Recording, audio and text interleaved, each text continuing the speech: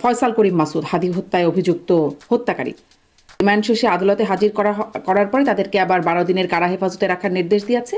2রা April তাদেরকে আবার আদালতে হাজির করার নির্দেশ দেওয়া হয়েছে। আমি আসলে জানতে চাই যে রিমান্ডে তাদেরকে কি জিজ্ঞাসা করা হচ্ছে বা তাদের কাছ থেকে কি জানতে চাওয়া হচ্ছে, আদালতে তাদের কাছ থেকে কি জানতে চাওয়া হচ্ছে? কলকাতার যে সাংবাদিকরা তারা যে ওই বিধাননগর কোর্টে যারা উপস্থিত ছিলেন তারা তাদেরকে প্রশ্ন করেছেন, এবং প্রশ্ন করার পর ভারতের দিল্লি টাইমস অফ ইন্ডিয়াতে একটা প্রতিবেদন প্রকাশ হয়েছে ওদের ওই জিজ্ঞাসাবাদের ভিত্তিতে।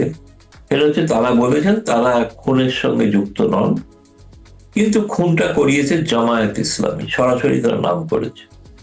এটা টাইমস অফ ইন্ডিয়ায় ছাপা হয়েছে, কিন্তু সরকারি ভাবে পুলিশ বা ভারত সরকার কিন্তু কোনো মন্তব্য করেনি, এখনো পর্যন্ত কোনো মন্তব্য করে। এটা ধরছি আমি সাংবাদিকদের রিপোর্ট, যেটা হচ্ছে যখন তাকে প্রশ্ন, যে ভিডিওগুলো প্রায় সার্কুলেটেড হয়েছে, ভিডিওগুলো দেখা যাচ্ছে, ফলে আমার মনে হচ্ছে হত্যাকাণ্ডের মানে পেছনের থেকেও তাদের কাছ থেকে জানার ইচ্ছা, যেটা আমি যেটা শুনেছি পরবর্তীকালে কলকাতার আমার বন্ধুদের কথা বলে এবং কিছু পুলিশ অফিসারের সঙ্গে কথা বলেও, যে এরা কি জুলাই আগস্টে যে হত্যাকাণ্ড গুলো ঘটেছিল তার সঙ্গে উপযুক্ত ছিল কোনোভাবে, তারা কি ছিল কি ছিল না এখন নিশ্চিত নয়। আচ্ছা। তৃতীয়ত, বাংলাদেশ মিশন তারা কনসুলার অ্যাক্সেস চেয়েছে, কিন্তু কনসুলার অ্যাক্সেস দেওয়া হয়নি। কনসুলার দেওয়া হয়নি একটাই কারণে, সেটা হচ্ছে যে যখন কোনো তদন্ত চলে তখন কনসুলার অ্যাক্সেস দেওয়া হয় না।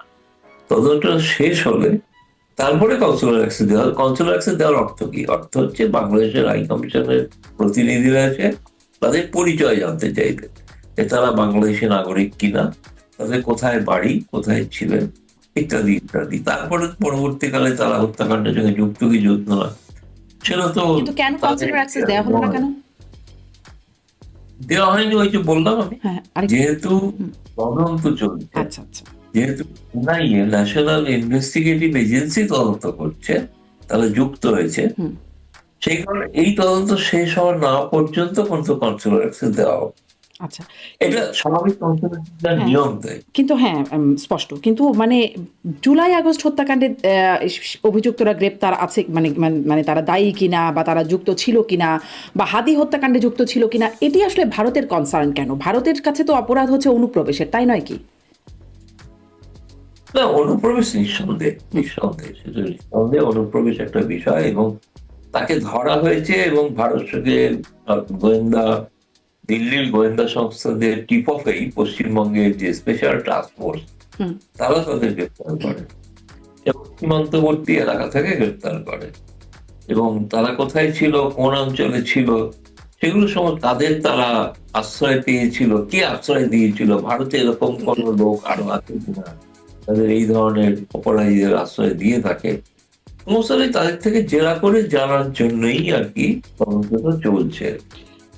সেটির কি কোনো মানে খবর পাওয়া গেল কে আশ্রয় দিয়েছিল বা কাদের আশ্রয় ছিল? না, সেটা এখনো, সেটাই অদ্ভুত বিষয়, এটা সঠিক প্রশ্ন, এবং আমার মনে হয় সেটা জানা দরকার যে তাদেরকে কে আশ্রয় দিয়েছে, কে তাদের পার করিয়ে দিয়েছিল সেটা জানা গেছে, তাকেও গ্রেপ্তার করা হয়েছে, কিন্তু তারা কার আশ্রয় ছিল, এবং পশ্চিমবঙ্গ সরকারের যে প্রথম যে বিজ্ঞপ্তিটা, প্রেস বিজ্ঞপ্তিটা, তাতে বলা হয়েছিল যে অনেকটাই এরা কিন্তু অনেকদিন আগেই ভারতে ঢুকেছে, এরকম নয় সেদিনই ঢুকেছিল, অনেকদিন আগেও ঢুকেছিল, এবং ঘটনা তারা বনগাঁ সীমান্তে এই কারণেই তারা এসেছিল যাতে সেখান থেকে তারা আবার বাংলাদেশে ঢুকে যেতে পারে, সেই অবস্থায় তাদের গ্রেপ্তার করা। এখন আমি সত্যি কথা বলছি, ওইটা আমি জানি না এখনো বলতে, এটা সঠিক প্রশ্ন, জানা উচিত যে কে বা কারা তাকে আশ্রয় দিয়েছিল ওই বনগাঁ সীমান্ত অঞ্চলে। আর ওই যে 3 মাসের মতো সময়, প্রায় আসলে 12ই ডিসেম্বরে এই ঘটনা ঘটলো বাংলাদেশে হাদি হত্যাকাণ্ড, তারপরেই বাংলাদেশ থেকে জানানো হলো বা বলা হচ্ছে যে বাংলাদেশ মানে আসামি ভারতে পালিয়ে গেছে। 3 মাসের মতো একটা সময় পরে 8ই মার্চ ভারতে মানে পশ্চিমবঙ্গে গ্রেপ্তার হলেন পশ্চিমবঙ্গের পুলিশের কাছে এই অভিযুক্তরা। আসলে কি ব্যাপারটা এরকম যে 3 মাস ধরে তাকে তার সন্ধান পাওয়া যায় নাই বা খুঁজে পাওয়া যায় নাই দেখে তাকে গ্রেপ্তার করা হয় নাই এরকম, নাকি আসলে অন্তর্বর্তী সরকার ছিল, তাদের তাদের এক রকমের দাবি বা তাদের আহ্বান আসামিদেরকে ফেরত দেওয়া বা গ্রেপ্তার করার, তাদের দাবিকে জাস্ট অবহেলা করবার জন্য, বা নতুন সরকার আসছে, নতুন সরকারের সাথে সাথে যেমন বিভিন্ন বিষয় সহজ হয়েছে ভিসা থেকে শুরু করে, সেরকম একটা, এটারও একটা সেরকমই বার্তা। আসলে বিষয়টা কি? না, এটা ঘটনা একটা সময় পশ্চিমবঙ্গে বা কলকাতার পুলিশকে বলা হতো স্কটল্যান্ডের ইয়ার্ডের সঙ্গে তুলনা করা হতো। ফলে তারা চাইলে যে কোনো অপরাধীকে ধরতে পারে। হুম। এবং ইউনূস সরকারের সময়কার সময় ইউনূস সরকার যেগুলো বলতে চেয়েছিল বা যা জানিয়েছিল, সেই সময় ইউনূস সরকার তার স্বাভাবিক একটা কৃতিত্ব পেতেন।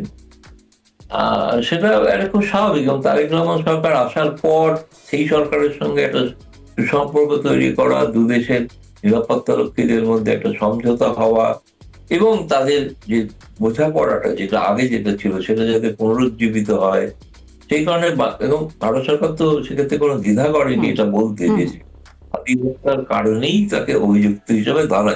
তিনি অপরাধী কিনা এটা এখনো বলা হয়নি, সেটা আদালতের প্রমাণ।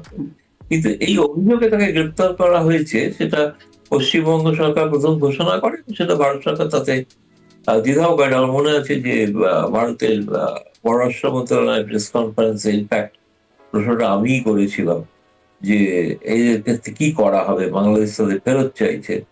তখন রণদীপ জয়সওয়াল মুখপাত্র তিনি জবাব দিয়েছিলেন যে, যেটা আমাদের পররাষ্ট্র মন্ত্রণালয়ের ওয়েবসাইটেও রয়েছে আর কি, আমার নাম করেই লেখা আছে উত্তর, বলা আছে না এটা যেহেতু তদন্ত চলছে সেই জন্য এখন এটা এই বিষয়ে বাড়তি কিছু আর বলা যাবে না।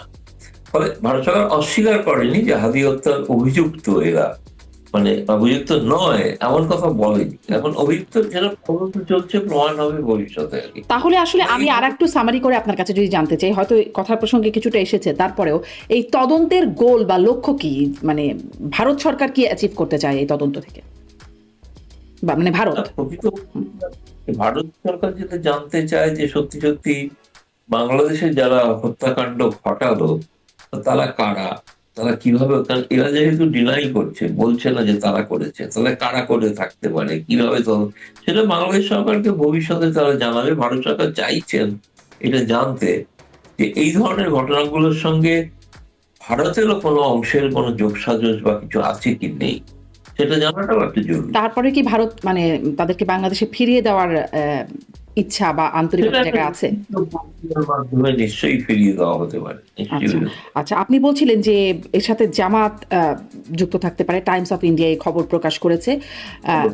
জি, কিন্তু ওই সেই ভিডিওতে দেখা যাচ্ছিল যে সাংবাদিকরা যখন কথা বলছেন আদালতে তোলার সময়, তখন জিজ্ঞাসা করছে, সে বলছে যে মানে ফয়সাল বলছেন যে তিনি এটার সাথে যুক্ত না, এটির সাথে তিনি তো বলছেন বিএনপি জামাত, কেন শুধুমাত্র জামাতের কথা বলা হলো মানে টাইমস অফ ইন্ডিয়াতে? সেটা কলকাতার সাংবাদিক কিভাবে খবর করেছে এবং তার সংবাদপত্র কিভাবে ছেড়েছে সে ব্যাপারে তো আমার কোনো নিয়ন্ত্রণ নেই, বলতে পারেন। আমি দিল্লিতে বসে পড়েছি বলে বলছি। আমি প্রথম কিন্তু দেখেছিলাম যে বিএনপি জামায়াতের দুজনের কথাই বলা ছিল, এটা কোনো ঘটনা, আমি দেখেছিলাম। কিন্তু যখন ছাপা হয়েছে তখন কিন্তু শুধু জামায়াতের নামই ছাপা হচ্ছে, এটাও ঘটনা। আমি জানি না, হয়তো কোনো কারণে এটা কি একটা বায়াসনেস? হ্যাঁ, মানে এটা কি একটা বায়াসনেস সংবাদের? যাতে কোনো ভুল ধারণা ভারত সরকার থেকে না যায় সেই কারণে হতে পারে। এই মুহূর্তে সব থেকে ঘনিষ্ঠতম সম্পর্ক তৈরি করার চেষ্টা চলছে, এবং হয়তো জানেন আপনি যে আগামী 8ই এপ্রিল পররাষ্ট্রমন্ত্রী খলিলুর রহমান ভারতে আসছেন, জয়শঙ্করের সঙ্গে বৈঠক করবেন। জল্পনা আছে ভবিষ্যতে তারেক রহমান প্রধানমন্ত্রী ভারতে আসতে পারেন, কবে কখন ঠিক নেই। কিন্তু এই বিষয়গুলোতে একটা জিনিস স্পষ্ট হয়ে গেছে, ভারত সরকার চাইছে তারেক রহমান সরকারের সঙ্গে, যেটা এককালে বাংলাদেশে বলা হতো না যে ভারত সমস্ত ডিম একটা আওয়ামী লীগের ঝুড়িতেই রেখেছিল, এখন আমার দেখে তো মনে হচ্ছে সমস্ত ডিম বিএনপির ঝুড়িতেই রাখা হচ্ছে। ফলে এখন সেই ধরনের সম্পর্ক একটা রাখার চেষ্টা চলছে, এটুকুই বলতে পারি। কিন্তু সমস্ত ডিম এক ঝুড়িতে রাখার এই বিষয়টা কি ভারত মানে এটার কি একটা ভালো কৌশল বলে মনে করছে? মানে আওয়ামী লীগের ঝুলিতে রাখার পরে খুব ভালো কৌশল হয় নাই বলেই তো মনে হলো। এটা আসলে বাংলাদেশের মানুষ, মানে আমি খুব বিনয়ের সঙ্গে বলি, এটা কখনোই বুঝতে পারেননি তারা। সেটা হচ্ছে যে নির্বাচিত সরকারের সঙ্গে ভারত সরকার সবসময় সম্পর্ক দেখে, কিন্তু ভারত দ্বিদলীয় ব্যবস্থায় কিন্তু জামায়াতের সম্পর্কে কখনোই কোনো সম্পর্ক রাখতো না, কিন্তু দ্বিদলীয় ব্যবস্থায় ভারত সরকার কিন্তু সবসময় তাকে গুরুত্ব দিয়েছে। সর্বশেষ আপনি যদি দেখেন ডক্টর মনমোহন সিং এর যে সফর ভারতের প্রধানমন্ত্রী, সেখানে খালেদা জিয়ার সাথে দেখা করেছেন, নরেন্দ্র মোদী গেছেন, তিনি খালেদা জিয়ার সঙ্গে দেখা করেছেন। হুম। এখন তারপরে সুষমা স্বরাজ নির্বাচনে যখন বিজেপি জয়ী হয় তখনও তারা গিয়েছিলেন, তখনও খালেদা জিয়া হোটেলে এসে দেখা করে, আমি সেই সফরে ছিলাম, দেখেছি খালেদা জিয়া প্রতিনিধি মন্ডল ছবি। জি। ফলে সমস্ত দলের সঙ্গে সম্পর্ক রাখাটা সেটা কিন্তু বাংলাদেশে একটা ধারণা হয়েছিল যে আওয়ামী লীগকে যে ভারত সমস্ত একরকম ভাবে সাহায্য বা সহযোগিতা ইত্যাদি সমর্থন করছে, সমস্ত ডিম এক ঝুড়িতে রাখার এই তত্ত্বটা চালু হয়েছিল। আর তাহলে সেই চুক্তিতেই আমি বলছি, এখন কি তাহলে সমস্ত ডিম বিএনপির ঝুড়িতে? আদৌ থেকে তা কিন্তু নয়, সত্যটা সেটা নয়। কারণ আওয়ামী লীগকে ভারত কিন্তু ভোলেনি, এটা কিন্তু ভেবে রাখা দরকার। তা তো বটে, এই আওয়ামী লীগ ভারতেই, আওয়ামী লীগের শীর্ষ নেতা তারা ভারতেই আশ্রিত অবস্থায় আছেন। কিন্তু আপনি বলছেন নির্বাচিত সরকারের সাথে ভারত আসলে যোগাযোগটা রাখে, সম্পর্কটা রাখে, কিন্তু শুধু তো নির্বাচিত সরকার না, নির্বাচিত বিরোধী দলের সাথেও আমরা দেখেছি অতীতে। আপনি বলছিলেন যে বেগম খালেদা জিয়া তখন বিরোধী দলে ছিলেন, তখনও তার সাথে সেই যোগাযোগটা ছিল। এখন বিরোধী দল হচ্ছে জামাত, তাদের সাথে কেউ সম্পর্কটা সেরকম, মানে বিরোধী দলের সাথে অতীতে যেই সম্পর্ক রাখার চেষ্টা করেছে ভারত? ঠিক ঠিক সঠিক প্রশ্ন। এবং আমি বলছি, ভারতের পররাষ্ট্র সচিব যখন ভারতের স্পিকার যখন গিয়েছিলেন ওম বিড়লা ঢাকাতে, সেই সময় কিন্তু ভারতের পররাষ্ট্র সচিব বিক্রম মিশ্রি তিনি জামায়াত ইসলামীর নেতার সঙ্গে দেখা করেছিলেন। দেখা করে অনেকে ভেবেছিল জামায়াত ইসলামীর সঙ্গে দেখা করছেন, তিনি বিরোধী নেতার সঙ্গে দেখা করেছিলেন। বিরোধী নেতার সঙ্গে বিরোধী নেতা যারা যদি থাকেন, ভবিষ্যতে যখন কোনো যোগাযোগ হবে ভারত সরকারের সঙ্গে আনুষ্ঠানিকভাবে প্রাতিষ্ঠানিকভাবে, তখন অবশ্যই বিরোধী দল, যেটা আনুষ্ঠানিক বিরোধী দল, তার সঙ্গে ভারত নিশ্চয়ই কথা বলবে, যোগাযোগ রাখবে। এটা জামায়াত ইসলামী নামটা বলে নয়, এটা বিরোধী দল, যেটা বাংলাদেশের মানুষ নির্বাচিত করেছে একজন বিরোধী দল, তার সঙ্গে যোগাযোগ রাখবে, নিশ্চয়ই রাখবে। কিন্তু আসলে গণমাধ্যমের সেই বায়াসনেস আছে কিনা, বা একটা বায়াসনেসের জায়গায় ভারত যাচ্ছে কিনা, সেই প্রশ্নটা ওখান থেকেই শুরু করেছিলাম। যে টাইমস অফ ইন্ডিয়া, সেখানে বিএনপি জামাতের বললেন আসামি, অভিযুক্ত আসামি, কিন্তু মানে পত্রিকা ছাপিয়ে দিল শুধু জামাতের নাম। এরকম আসলে ভারত সরকারেরও কি এরকম একটা বায়াসড অবস্থান আছে কিনা? এই মুহূর্তে বিএনপির প্রতি ভারত সরকার নিঃসন্দেহে তার সঙ্গে ঘনিষ্ঠ সম্পর্ক রাখতে চান। আমি দেখেছেন হয়তো যে প্রধানমন্ত্রী নরেন্দ্র মোদীর যে বার্তা, সেই বার্তাতে সম্পর্ককে পুনরুজ্জীবিত করার একটা আকাঙ্ক্ষার কথা বলা আছে।